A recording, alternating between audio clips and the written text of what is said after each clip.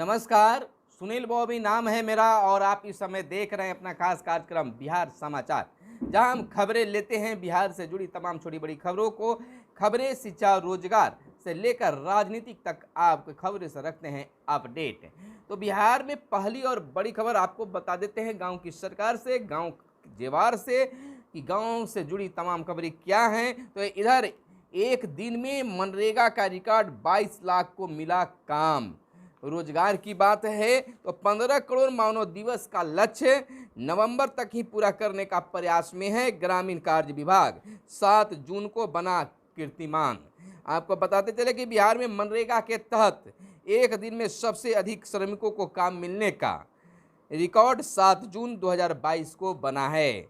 एक दिन 22,04,000 श्रमिकों ने काम किया, यह अब तक का रिकॉर्ड है। इससे पहले 2020-21 में सिर्फ एक दिन में 20 लाख से अधिक श्रमिकों ने काम किया था। तब तक कोरोना को लेकर लगे लॉकडाउन, बड़ी संख्या में श्रमिक बिहार लौटे थे। और इधर दूसरी बड़ी खबर, प्रमुख उप प्रमुख व समिति के पदाधिकारी कर्मी बैठेंगे अब अपने भवन में। यानी कि बिहार में 534 पंचायत समिति भवन बनेंगे। 1290 करोड़ का प्रस्ताव तैयार भवनों के निर्माण के लिए किया गया है। 2 करोड़ 42 लाख रुपए हर एक भवन के लिए खर्च होंगे, यानी 2 करोड़ 42 लाख रुपए का बनेगा पंचायत समिति भवन, जो प्रखंड मुख्यालय में बनना है। यानी कि पंचायत सरकार भवन की तर्ज पर अब प्रखंड मुख्यालय में पंचायत समिति सरकार भवन बनेंगे। इसके लिए पंचायती राज विभाग ने तैयारी पूरी कर ली है। इन भवनों के निर्माण के लिए 1290 करोड़ का प्रस्ताव तैयार किया गया है। इस प्रस्ताव को वित्त विभाग भेजा जा रहा है ताकि उसको जल्द स्वीकृति प्राप्त की जा सके। सूबे में यानी बिहार में सभी 534 प्रखंडों में ये भवन बनाने हैं। 2 करोड़ 42 लाख के करीब हर एक भवन के निर्माण पर खर्च होंगे। तो बिहार सरकार की यह बड़ी योजना है और इसके बनने से जो बीडीसी का मीटिंग होता है, प्रमुख साहब को बैठने के लिए भवन खोजना पड़ता है, रूम खोजना पड़ता है, पंचायत समिति सदस्यों को बैठने की जगह न मिलती है, तो इसमें वह जगह मिलेगा। यानी प्रखंड कार्यालय के साथ पंचायत समिति भवन होगा। यानी पंचायत समितियों के लिए, प्रमुख साहब के लिए, उप प्रमुख साहब के लिए, समिति पदाधिकारियों के लिए यह अपना भवन होगा। इधर राष्ट्रपति चुनाव अनायास या निराधार नहीं, श्रवण कुमार का बयान। और आपको बता दें कि फरवरी में चर्चा उठी थी कि नीतीश कुमार राष्ट्रपति चुनाव में विपक्ष के उम्मीदवार हो सकते हैं। और हालांकि अब तब मुख्यमंत्री नीतीश कुमार ने इन अटकलों को खारिज कर दिया था।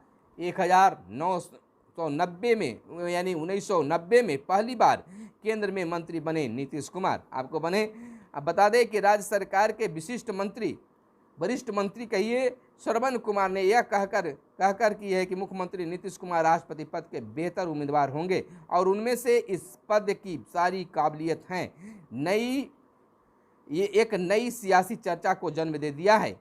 4 महीने पहले फरवरी में भी यह चर्चा जोरों से उठी थी। नीतीश कुमार राष्ट्रपति चुनाव में विपक्ष के उम्मीदवार हो सकते हैं। इसके लिए चुनावी रणनीतिकार प्रशांत कुमार गैर भाजपा शासित प्रदेशों के मुख्यमंत्रियों और बड़े नेताओं से संपर्क कर रहे हैं। हालांकि तब नीतीश कुमार ने इन अटकलों को खारिज कर दिया था। बाद में प्रशांत किशोर ने अलग रास्ता अपना लिया। इसके बाद यह चर्चा थम सी गई और एक बार फिर से यह चर्चा उठने लगी है।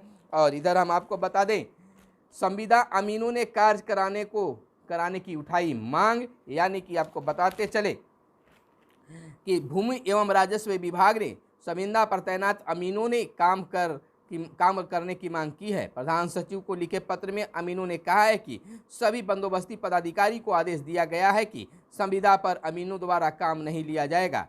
इसी स्थिति में संविदा पर तैनात अमीन बेरोजगार की स्थिति में सड़क पर अब आ गए हैं। और इधर वोकेशनल भवन का उद्घाटन 11 को होगा। पटना साइंस कॉलेज के केमिस्ट्री ग्राउंड में बने एक नए वोकेशनल भवन का उद्घाटन 11 जून को शिक्षा मंत्री विजय कुमार चौधरी करेंगे। इधर सहायक प्राध्यापक का रिजल्ट जारी। बिहार लोक सेवा आयोग ने राज्य के राजकीय अभियंत्रण महाविद्यालय में सहायक प्राध्यापक रासायनिक अभियंत्रण के कुल 306 पद के लिए विज्ञापन निकाला था। इसका फाइनल रिजल्ट गुरुवार को जारी कर दिया गया। और इधर नियमित टीकाकरण को अभियान चलेगा अब। और इधर 32,000 माध्यमिक शिक्षक अभ्यर्थियों को नियुक्ति पत्र 30 जुलाई को। आपको बताते चले कि जुलाई 2019 से चल रही राज्य के माध्यमिक उच्च माध्यमिक स्कूलों में 32,700 पदों पर अंतिम रूप से चयनित अभ्यर्थियों को अब 30 जुलाई को नियुक्ति पत्र मिलेगा।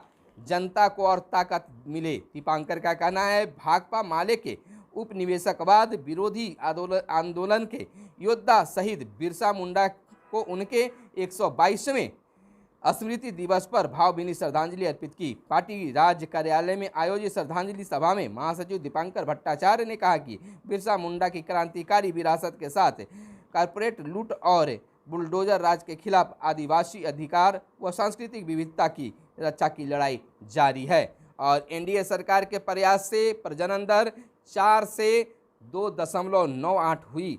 बिहार के पूर्व उप मुख्यमंत्री और राज्यसभा सांसद सुशील कुमार मोदी ने बीते दिन कहा कि आपातकाल के दौरान जबरदस्ती नसबंदी का खामियाजा कांग्रेस को भुगतना पड़ा था, अतः जनसंख्या स्थितिकरण के बारे में बहुत सोच समझकर रणनीति बनाने की आवश्यकता है। कहा कि 2005 में एनडीए की सरकार ने लड़कियों की शिक्षा और महिला सशक्तिकरण का जो प्रयास किया, उसी का परिणाम है कि बिहार की प्रजनन दर 4% से घटकर 2019-21 में राष्ट्रीय पारिवारिक स्वास्थ्य सर्वे के अनुसार 2.98% पहुँच गई है। श्री मोदी ने कहा कि नगर निकाय चुनाव में बिहार में प्रावधान है कि जिनके 2 से ज़्यादा बच्चे हैं वे चुनाव नहीं लड़ सकते हैं।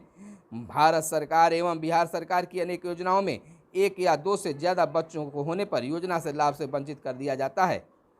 तो यह मोदी जी का बयान है। और आरसीपीसी का बंगला मुख्य सचिव को आवंटित बंगला पूर्व में संजय कुमार सिंह उर्फ संजय गांधी के नाम पर था। जदयू नेता केंद्रीय मंत्री आरसीपीसी अभी इस बंगले में रह रहे थे। और राजभवन की नई वेबसाइट लॉन्च, कई सुविधाएं जुड़ी। आपको बता दें कि दिव्यांगजन भी कर सकते हैं नई वेबसाइट का उपयोग। राज्यपाल फागू चौहान ने वेबसाइट को किया लॉन्च।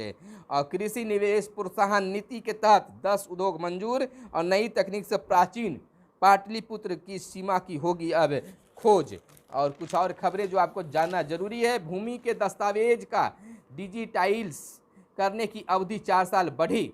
राज्य सरकार ने योजना की अवधि विस्तार को दी मंजूरी, पैसों का भी किया प्रबंध।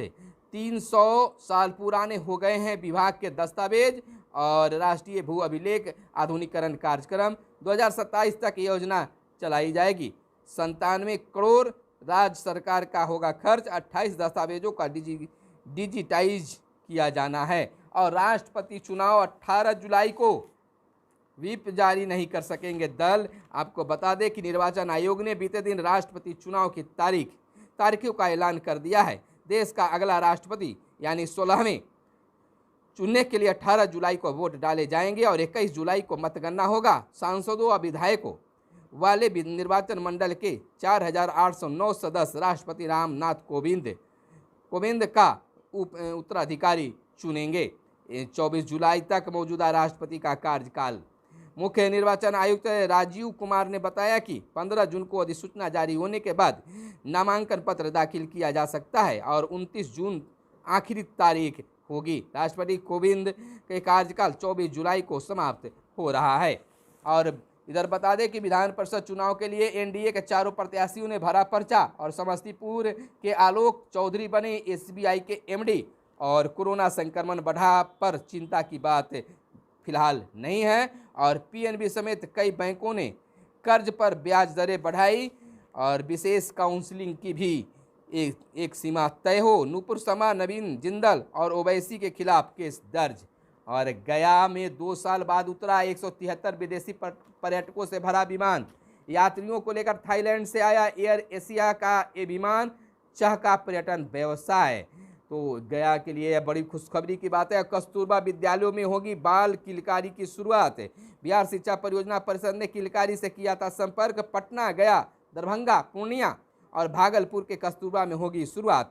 और खेलो इंडिया में बिहार के भोला ने दिलाया पहला स्वर्ण। यानी कि 12 राज्यों के खिलाड़ियों में जहानाबाद के भोला का सर्वश्रेष्ठ प्रदर्शन। सब जूनियर भारोत्तोलन प्रतियोगिता में भी बना चुके हैं यह रिकॉर्ड। और मेरठ सिटी के लिए परीक्षा स्पेशल ट्रेन और प्री मानसून सीमांचल में हुई भारी बारिश, मौसम का मिजाज बदला बदला सा है और इनोवेटिव स्कूल की सूची में बिहार से एक भी नहीं, हाल बेहाल है। तो अब क्या होगा आप जानिए, बिल्कुल हमारे साथ बने रहिए। बिहार के खबरों से अपडेट रहने के लिए चैनल को जरूर सब्सक्राइब कर दिए। कैमरा के पीछे है मिस्टर साहिल और मैं आपके साथ हूँ सुनील बॉबी। फिर मिलते हैं, तब तक के लिए इजाजत चाहेंगे। धन्यवाद। जय हिंद, जय भारत, वंदे मातरम।